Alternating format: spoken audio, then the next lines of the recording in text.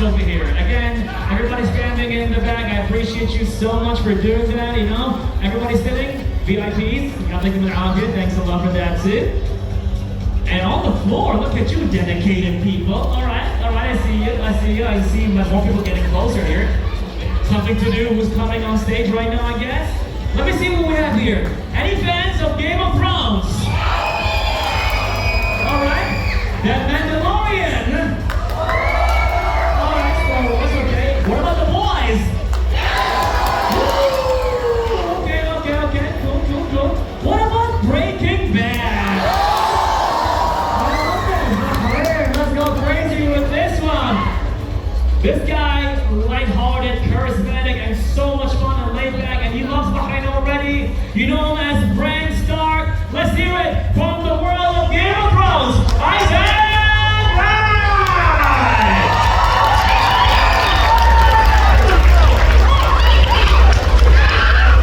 One more time, let's hear it for Isaac Wright! Thank you. So nice to be here in sunny Bahrain. Oh, they're loving you already. I know you love that band. I sure am. It's been a great day so far. Please, to your front. To chat to you all. All right, totally. Oh, look at you, laid back and all chill, like a Bahraini, man. All right, now, coming on stage. You've seen him as Dan in The Boys. You've seen him in Mandalorian. But pretty much you'll have seen him as Gus from Breaking Bad. I've been working on his name just to pronounce it right. So ladies and gentlemen, let's hear it for Giancarlo Esposito!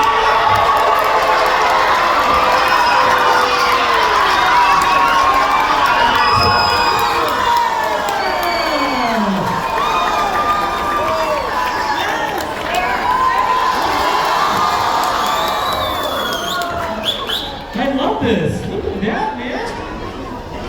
Wow. I don't know about you, but it's getting hot over here. Two legendary people. One more time. Let's hear it for Isaac and Giancarlo.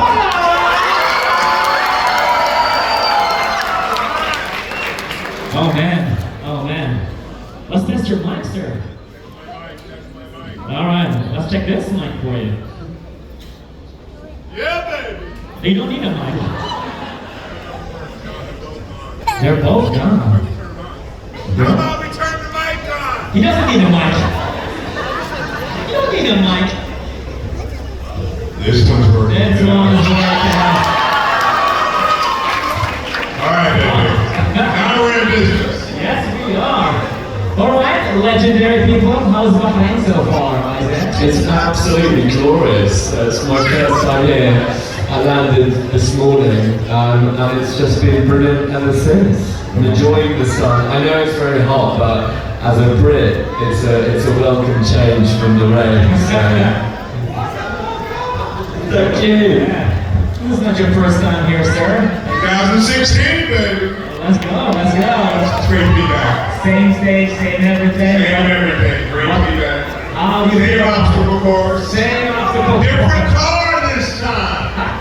And the Bronco, baby. Love that. How you feel? How you feel about that? Yeah. It was really nice to be back. Such wonderful people came through my line today. It's just always good to be here.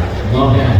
So a question for both of you. How do you feel going around the world and you know that in this beautiful, humble island, but yet big with heart, like Bahrain, but you have such a strong fan base?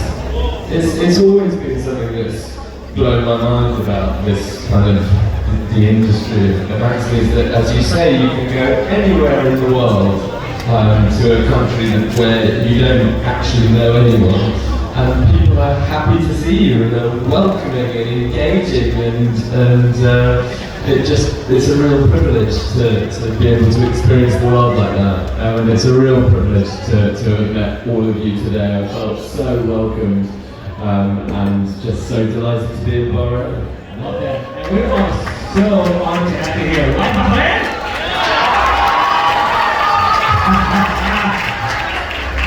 How do you feel about that? You know, it's because the world has gotten smaller in so many ways. Yeah. It's equivalent to size of this island.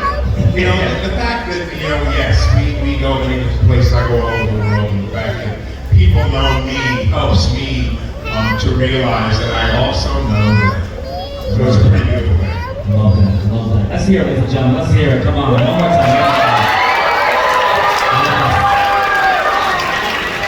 Now, back to you, Isaac. You've been pretty much doing the character of the Grand Star for like 10 years now? Yeah, it was 10 years by the time I finished on the show. So how do you feel about that? How did that change your life? Well, it changed my life inconceivably. In that it also was my life. It was sort of 10. I started when I was 10, finished when I was 20. So that kind of was, up to that point, all I'd ever known, which was quite crazy. But it was really cool as an actor to get to play a character for that long. But not only that, to play a character who basically switched into an entirely new one midway through it, and to have to rise to the challenge of playing this whole new freaky, mind-reading, three-eyed raven character was just a joy. Oh wow, love that. What about you, sir? I mean, you came here and everybody loved you as Gus from Breaking Bad. But since you were 16, The Boys, Mandalorian, and all the video games, stuff like that. But something about Gus that just resonates with everybody. And they still come back to you with that. Why do you think that is? I think that Gus is a very different kind of villain. You know, he was a villain you could fall in love with. He was someone who understood. You know, I have this saying in my own life: if you don't know where you're going, you're never going to get there. Right. So Gus, you know, he knew where he was going. I also have this saying: ask for what you want. And Gus always asked for what he wanted. But because he was mindful and attentive and paid attention, you know, in this world today, because of all our technology and our computers and our televisions, it allows all of you to know what it's like in a different part of the world. Like, you can imagine what life is like through what is indicated in film and television. And so it takes a lot of focus to pull yourself back to figure out your own life. Because we live our lives vicariously through different characters and different films and people that we do. For me, I probably played, since I did Gustavo Fring, 10 to 15 to 20 different characters since then. So the opportunity for me is to be all of these different characters and see a lot of life since I've done that. And so, although it's very close to me, it's also, there's been so much that I've done since then. And you just mentioned a bunch of different shows, which allow me to be focused and attentive. So it takes a lot of focus and attention to be able to do what I do. And so right now I'm doing 2 different movies at one time. Since January I've done 6 movies already. And so you have to make those switches of your focus and attention. So, and that takes kind of working with your time, you know, to be able to allot a certain period of time to concentrate on the material that I'm doing.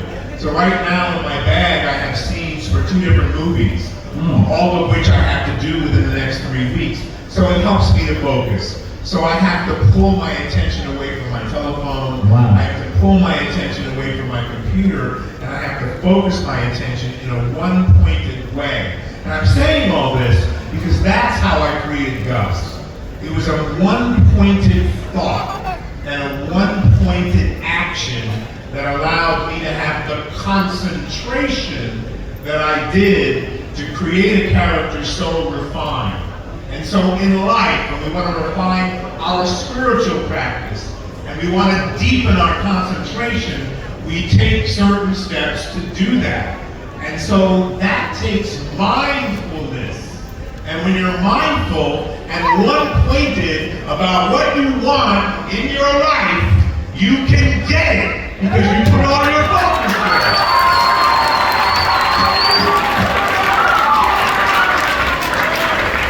That was an amazing speech. I was walking down the street the other day. Yeah? I thought to myself, it was in New York, I hadn't been home for weeks. It's my home sometimes. I was home for 48 hours. And I was walking down the street, and if you don't ask yourself for what you want, I said, what do you want, Giancarlo? And you may think, I want my next role. I want $1 million. I want this. I want love in my life. I want this. And what I thought to myself was, these words came into my head. Cultivate depth. Cultivate depth. And I said, why am I thinking this? Because everything in the world will get our attention, but what do you really want? I want to be complete and full as a human being. I want to cultivate depth within my soul, within my spirit. I want to move people from one place to another, whether it's through my work or through my words. I want to inspire people. I want to cultivate depth in myself and cultivate depth in all of you.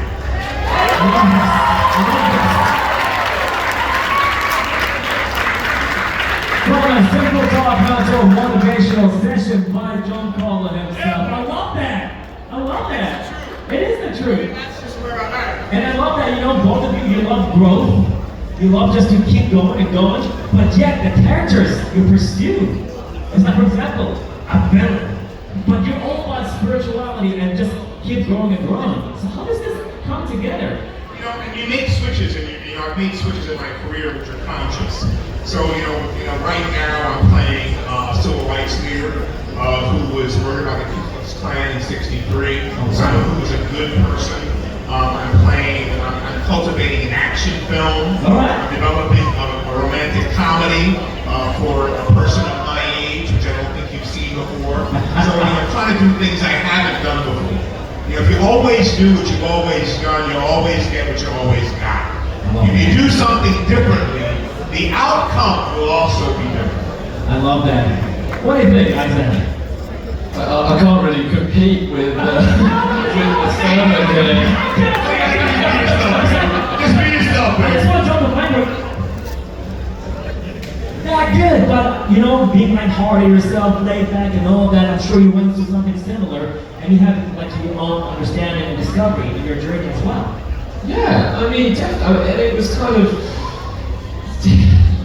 you really had to have your wits about you growing up in that environment, because, you know, there were plenty of examples of kids exposed to the acting industry from a young age, and you know, they go off the rails. It can be really tricky.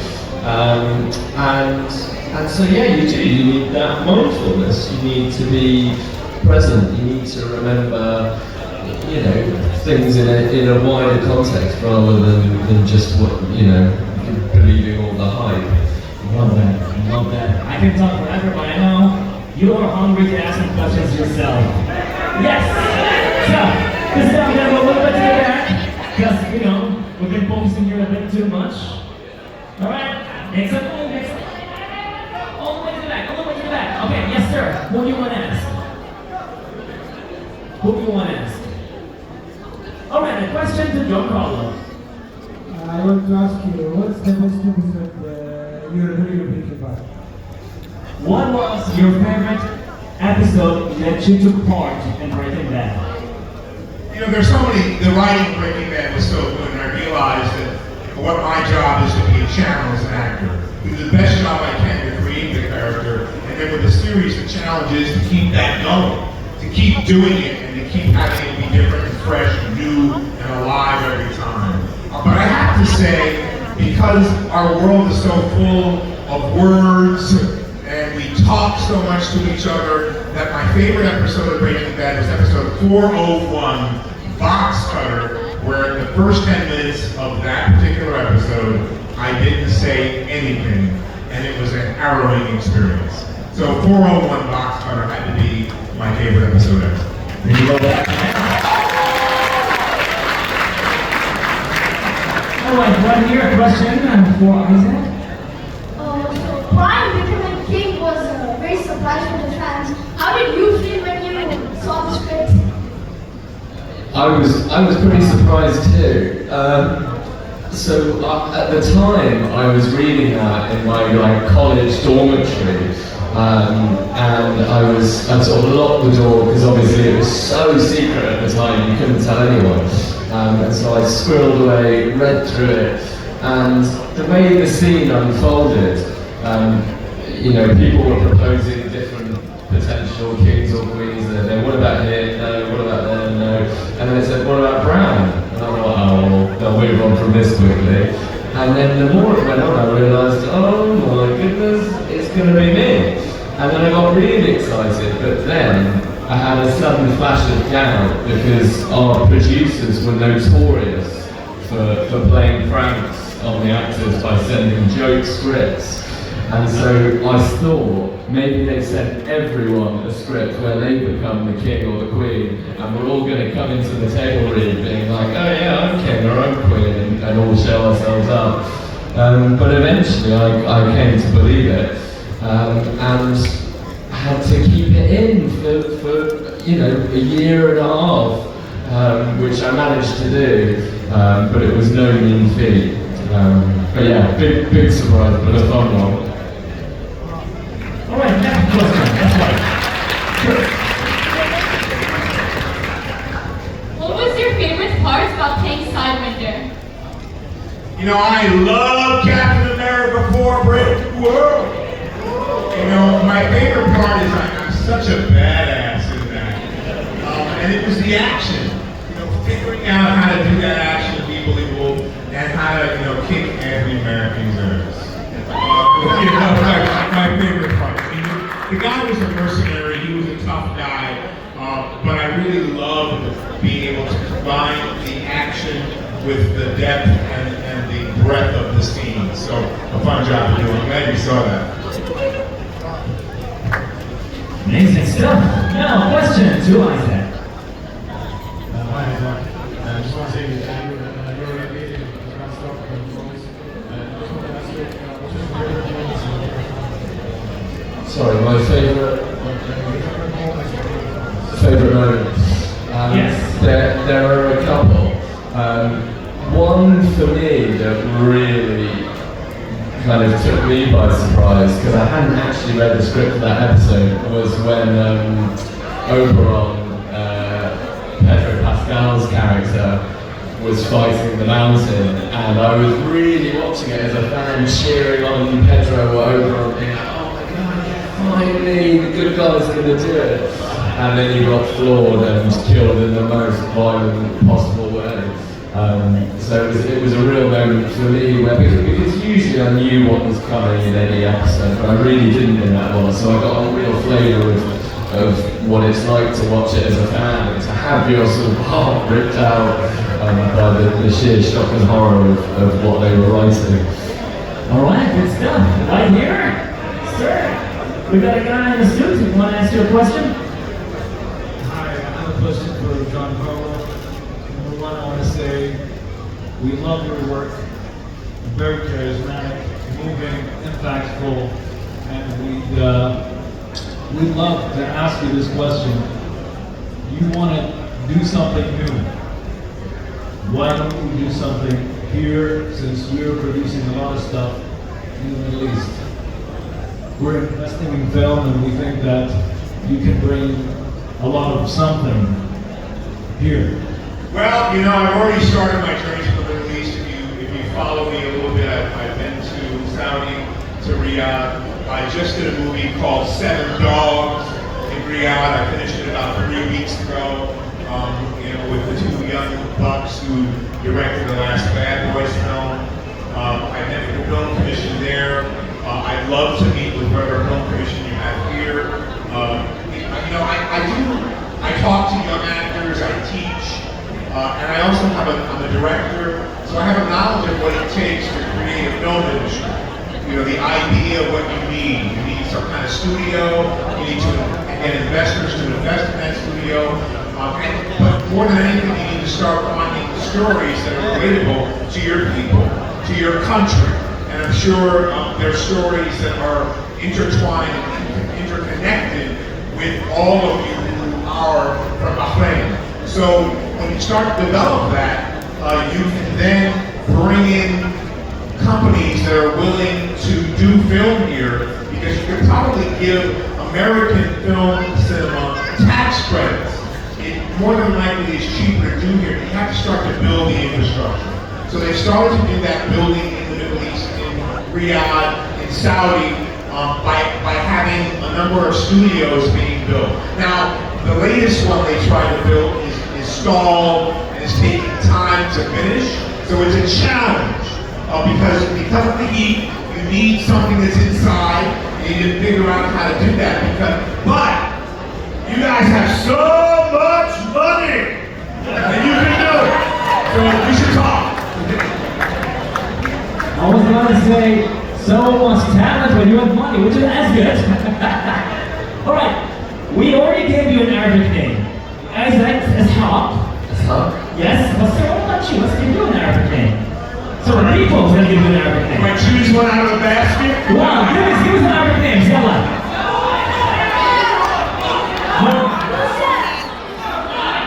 Abud? Min? Kisman? Yusuf? Abdurrahman? Hamud? Abdullah?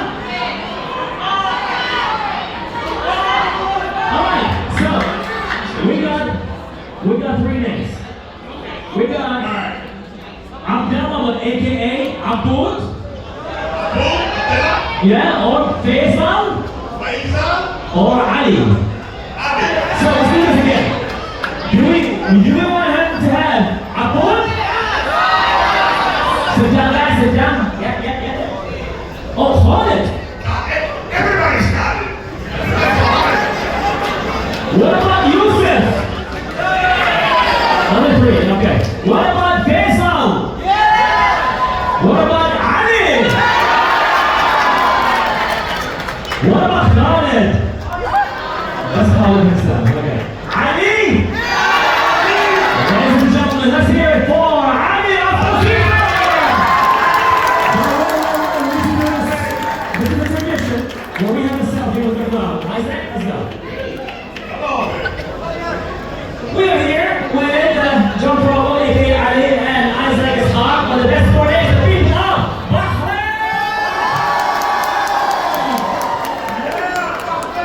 Ladies and gentlemen, one more time, let's hear it for Giancarlo Esposito, aka Ali!